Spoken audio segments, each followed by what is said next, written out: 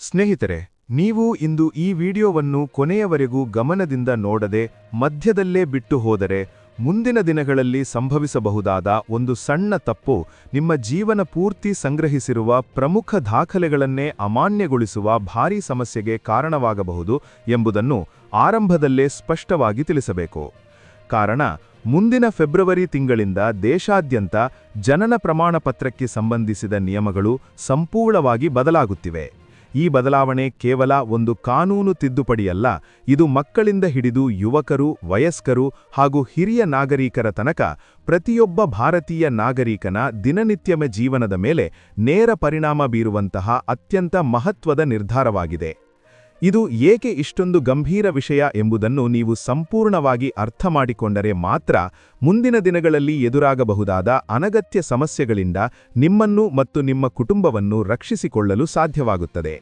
ಜನನ ಪ್ರಮಾಣ ಪತ್ರದ ನಿಯಮಗಳಲ್ಲಿ ಆಗುತ್ತಿರುವ ಈ ಬದಲಾವಣೆಗಳನ್ನು ನಿರ್ಲಕ್ಷ್ಯ ಮಾಡಿದರೆ ಮುಂದಿನ ದಿನಗಳಲ್ಲಿ ಶಾಲಾ ಪ್ರವೇಶದಿಂದ ಹಿಡಿದು ಕಾಲೇಜು ಶಿಕ್ಷಣ, ಉದ್ಯೋಗ, ಪಾಸ್ಪೋರ್ಟ್ ಅರ್ಜಿ, ಸರ್ಕಾರಿ ಸೌಲಭ್ಯಗಳು, ಸಾಮಾಜಿಕ ಭದ್ರತಾ ಯೋಜನೆಗಳು ಮತ್ತು ಕಾನೂನು ಸಂಬಂಧಿತ ಎಲ್ಲ ಪ್ರಕ್ರಿಯೆಗಳಲ್ಲೂ ಜನನ ಪ್ರಮಾಣ ಪತ್ರವೇ ಮೂಲ ದಾಖಲೆಯಾಗಲಿದೆ.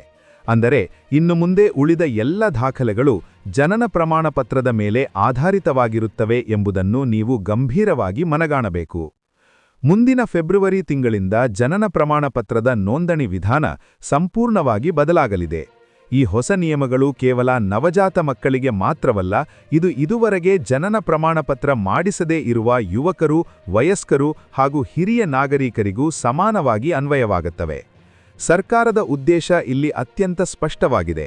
ಭವಿಷ್ಯದಲ್ಲಿ ಯಾವುದೇ ನಕಲಿ ದಾಖಲೆಗಳಿಗೆ ಅವಕಾಶ ಇರಬಾರದು. ತಪ್ಪು ಮಾಹಿತಿ, ಕಾನೂನು ಬಾಹಿರ ಪ್ರಕ್ರಿಯೆಗಳು ಮತ್ತು ಅಕ್ರಮ ನೋಂದಣಿಗಳಿಗೆ ಸಂಪೂರ್ಣ ಕಡಿವಾಣ ಹಾಕಬೇಕು ಎಂಬ ದೃಢ ನಿಲುವನ್ನು ಸರ್ಕಾರ ತೆಗೆದುಕೊಂಡಿದೆ. ಅದರ ಭಾಗವಾಗಿ ಹೊಸ ವ್ಯವಸ್ಥೆಯಲ್ಲಿ ಪ್ರತಿ ಹಂತದಲ್ಲೂ ಕಟ್ಟುನಿಟ್ಟಾದ ಪರೀಕ್ಷಣೆ, ದಾಖಲೆಗಳ ದೃಢೀಕರಣ ಮತ್ತು ಅಧಿಕೃತ ಅನುಮೋದನೆಯನ್ನು ಕಡ್ಡಾಯಗೊಳಿಸಲಾಗಿದೆ. ಈಗ ಮೊದಲು ನವಜಾತ ಮಕ್ಕಳ ವಿಚಾರಕ್ಕೆ ಬರೋಣ. ಆಸ್ಪತ್ರೆಯಲ್ಲಿ ಜನಿಸುವ ಮಕ್ಕಳಿಗೆ ಜನನ ಪ್ರಮಾಣ ಪತ್ರದ ಜವಾಬ್ದಾರಿಯನ್ನು ನೇರವಾಗಿ ಆಸ್ಪತ್ರೆಗಳಿಗೆ ವಹಿಸಲಾಗಿದೆ. ಇದರಿಂದ ಪೋಷಕರು ಕಚೇರಿಗಳ ಅಲೆದಾಟ ಮಾಡುವ ಅಗತ್ಯವಿಲ್ಲ. ಆಸ್ಪತ್ರೆ ಆಡಳಿತವು ಆನ್ಲೈನ್ ವ್ಯವಸ್ಥೆಯ ಮೂಲಕವೇ ಮಕ್ಕಳ ಜನನವನ್ನು ನೋಂದಾಯಿಸುತ್ತದೆ. ತಾಯಿ ಮತ್ತು ತಂದೆ ನೀಡುವ ಮೂಲ ಮಾಹಿತಿಯನ್ನು ಪರಿಶೀಲಿಸಿ ಯಾವುದೇ ಹೆಚ್ಚುವರಿ ಶುಲ್ಕವಿಲ್ಲದೆ ಜನನ ಪ್ರಮಾಣ ಪತ್ರವನ್ನು ತಯಾರಿಸಲಾಗುತ್ತದೆ. ಇದು ಸರ್ಕಾರದ ಅತ್ಯಂತ ಮಹತ್ವದ ಹಾಗೂ ಜನಪರ ಕ್ರಮವಾಗಿದ್ದು, ಸಾಮಾನ್ಯ ಜನರಿಗೆ ದೊಡ್ಡ ಮಟ್ಟದ ಪರಿಹಾರವನ್ನು ನೀಡಲಿದೆ. ಆದರೆ ಜನನದ ನಂತರ ಸ್ವಲ್ಪ ಸಮಯ ಕಳೆದ ಮಕ್ಕಳ ವಿಚಾರಕ್ಕೆ ಬಂದಾಗ ಪ್ರಕ್ರಿಯೆ ಸ್ವಲ್ಪ ಬದಲಾಗುತ್ತದೆ.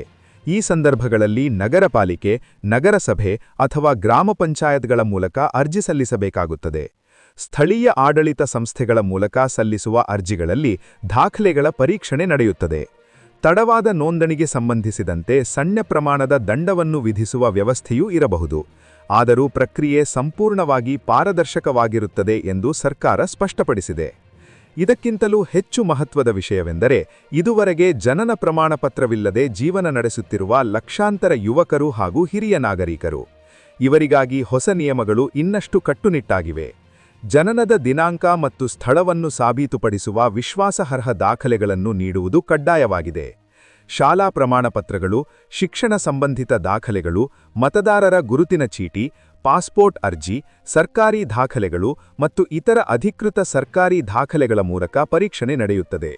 ಇಲ್ಲಿ ಒಂದು ವಿಷಯವನ್ನು ಎಲ್ಲರೂ ಸ್ಪಷ್ಟವಾಗಿ ಅರ್ಥಮಾಡಿಕೊಂಡಿರಬೇಕು. ಆಧಾರ್ ಕಾರ್ಡ್ ಜನನದ ಪುರಾವೆಯಲ್ಲ, ಅದು ಕೇವಲ ಗುರುತಿನ ದಾಖಲೆ ಮಾತ್ರ. ಆದ್ದರಿಂದ ಆಧಾರ್ ಕಾರ್ಡ್ ಅನ್ನು ಆಧಾರವಾಗಿ ಮಾಡಿಕೊಂಡು ಜನನ ಪ್ರಮಾಣಪತ್ರ ಮಾಡಿಸಿಕೊಂಡರೆ ಮುಂದಿನ ದಿನಗಳಲ್ಲಿ ಅದನ್ನು ರದ್ದುಪಡಿಸುವ ಸಾಧ್ಯತೆ ಇದೆ. ಸರ್ಕಾರ ಮತ್ತು ನ್ಯಾಯಾಲಯಗಳು ಈ ವಿಷಯದಲ್ಲಿ ಈಗಾಗಲೇ ಸ್ಪಷ್ಟ ಮತ್ತು ಕಠಿಣ ನಿಲುವನ್ನು ತಾಳಿವೆ. ಜನನ ಪ್ರಮಾಣ ಪತ್ರವು ವ್ಯಕ್ತಿಯ ಜೀವನ ಪೂರ್ತಿ ಜೊತೆಯಾಗಿರುವ ಮೂಲ ದಾಖಲೆ ಆಗಬೇಕಾದ್ದರಿಂದ ಅದರಲ್ಲಿ ಯಾವುದೇ ಸಂಶಯ, ತಪ್ಪು ಅಥವಾ ದೋಷ ಉಳಿಯಬಾರದು ಎಂಬುದು ಈ ಹೊಸ ವ್ಯವಸ್ಥೆಯ ಮೂಲ ಉದ್ದೇಶವಾಗಿದೆ. ಅದಕ್ಕಾಗಿಯೇ ಸ್ಥಳೀಯ ಅಧಿಕಾರಿಗಳ ಪರೀಕ್ಷಣೆ, ಸಾಕ್ಷಿಗಳ ದೃಢೀಕರಣ ಮತ್ತು ಅಧಿಕೃತ ಅನುಮೋದನೆಗಳನ್ನು ಕಡ್ಡಾಯಗೊಳಿಸಲಾಗಿದೆ. ಈ ಎಲ್ಲಾ ಬದಲಾವಣೆಗಳ ಹಿಂದಿರುವ ಉದ್ದೇಶ ಒಂದೇ: ಭವಿಷ್ಯದ ಭಾರತದಲ್ಲಿ ಪ್ರತಿಯೊಬ್ಬ ನಾಗರಿಕನ ಗುರುತು ಸ್ಪಷ್ಟವಾಗಿರಬೇಕು. ನಕಲಿ ದಾಖಲೆಗಳು, ತಪ್ಪು ಮಾಹಿತಿ ಮತ್ತು ಕಾನೂನು ಬಾಹಿರ ಪ್ರಕ್ರಿಯೆಗಳಿಗೆ ಸಂಪೂರ್ಣ ಕಡಿವಾಣ ಹಾಕಬೇಕು. ಈ ಕಾರಣದಿಂದಲೇ ಸರ್ಕಾರ ಜನನ ಪ್ರಮಾಣ ಪತ್ರವನ್ನು ಎಲ್ಲ ದಾಖಲೆಗಳ ತಾಯಿ ದಾಖಲೆ ಎಂದು ಪರಿಗಣಿಸುತ್ತಿದೆ. ಇದು ಕೇವಲ ಕಾನೂನು ಬದಲಾವಣೆಯಲ್ಲ, ಇದು ನಿಮ್ಮ ಮತ್ತು ನಿಮ್ಮ ಕುಟುಂಬದ ಭವಿಷ್ಯಕ್ಕೆ ಸಂಬಂಧಿಸಿದ ಅತ್ಯಂತ ಮಹತ್ವದ ವಿಷಯವಾಗಿದೆ. ನೀವು ಇಂದು ಎಚ್ಚರಿಕೆಯಿಂದ ಈ ನಿಯಮಗಳನ್ನು ಅರ್ಥಮಾಡಿಕೊಂಡರೆ ಮುಂದಿನ ದಿನಗಳಲ್ಲಿ ಯಾವುದೇ ಸಮಸ್ಯೆ ಎದುರಾಗುವುದಿಲ್ಲ. ಆದರೆ ನಿರ್ಲಕ್ಷ್ಯ ಮಾಡಿದರೆ ನಂತರ ಪಶ್ಚಾತ್ತಾಪ ಪಡುವ ಪರಿಸ್ಥಿತಿ ನಿರ್ಮಾಣವಾಗಬಹುದು. ಇದೀಗ ನಾವು ಅತ್ಯಂತ ಮುಖ್ಯವಾದ ವಿಷಯದತ್ತ ಬರುತ್ತಿದ್ದೇವೆ. ಇದುವರೆಗೆ ಜನನ ಪ್ರಮಾಣಪತ್ರ ಮಾಡಿಸದೇ ಬದುಕುತ್ತಿರುವ ಲಕ್ಷಾಂತರ ಯುವಕರು ಹಾಗೂ ಹಿರಿಯ ನಾಗರಿಕರು ಮುಂದಿನ ದಿನಗಳಲ್ಲಿ ಯಾವ ರೀತಿಯ ಸಮಸ್ಯೆಗಳನ್ನು ಎದುರಿಸಬಹುದು ಎಂಬುದನ್ನು ತಿಳಿದುಕೊಳ್ಳುವುದು ಅತ್ಯಂತ ಅಗತ್ಯ. ಬಹುತೇಕ ಜನರು ಶಾಲಾ ದಾಖಲೆಗಳು ಅಥವಾ ಮತದಾರರ ಗುರುತಿನ ಚೀಟಿ ಇದ್ದರೆ ಸಾಕು ಎಂದು ಭಾವಿಸುತ್ತಿದ್ದರು. ಆದರೆ ಹೊಸ ನಿಯಮಗಳ ಪ್ರಕಾರ ಜನನ ಪ್ರಮಾಣ ಪತ್ರವೇ ಮೂಲ ದಾಖಲೆಯಾಗಿರುವುದರಿಂದ ಉಳಿದ ಎಲ್ಲ ದಾಖಲೆಗಳು ಅದರ ಮೇಲೆ ಆಧಾರಿತವಾಗಿರುತ್ತವೆ.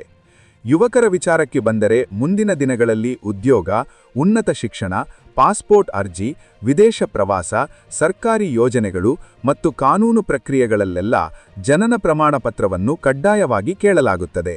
ಆದ್ದರಿಂದ ಈಗಲೇ ಸರಿಯಾದ ಪ್ರಕ್ರಿಯೆಯ ಮೂಲಕ ಜನನ ಪ್ರಮಾಣ ಪತ್ರವನ್ನು ಪಡೆದುಕೊಳ್ಳುವುದು ಅತ್ಯಂತ ಬುದ್ಧಿವಂತಿಕೆಯ ನಿರ್ಧಾರವಾಗುತ್ತದೆ. ಹಿರಿಯ ನಾಗರಿಕರ ವಿಚಾರದಲ್ಲಿ ಪ್ರಕ್ರಿಯೆ ಇನ್ನಷ್ಟು ಸೂಕ್ಷ್ಮವಾಗಿರುತ್ತದೆ. ಅನೇಕ ದಶಕಗಳ ಹಿಂದೆ ಜನಿಸಿದವರಿಗೆ ಜನನ ಪ್ರಮಾಣಪತ್ರ ಎಂಬುದು ಅಸ್ತಿತ್ವದಲ್ಲೇ ಇಲ್ಲವಿತ್ತು ಎಂಬುದನ್ನು ಸರ್ಕಾರ ಒಪ್ಪಿಕೊಳ್ಳುತ್ತದೆ. ಆದರೆ ಈಗಿನ ವ್ಯವಸ್ಥೆಯ ಪ್ರಕಾರ ಹಿರಿಯ ನಾಗರಿಕರು ತಮ್ಮ ಜನನವನ್ನು ಅಧಿಕೃತವಾಗಿ ನೋಂದಾಯಿಸಿಕೊಳ್ಳಲೇಬೇಕಾಗುತ್ತದೆ. ಈ ಪ್ರಕ್ರಿಯೆ ನ್ಯಾಯಾಂಗ ಮೇಲ್ವೀಕ್ಷಣೆಯ ಅಡಿಯಲ್ಲಿ ನಡೆಯುತ್ತದೆ. ಮ್ಯಾಜಿಸ್ಟ್ರೇಟ್ ಅಥವಾ ಉಪವಿಭಾಗಾಧಿಕಾರಿಗಳ ಆದೇಶ ಇಲ್ಲಿ ಅತ್ಯಂತ ಪ್ರಮುಖವಾಗಿರುತ್ತದೆ.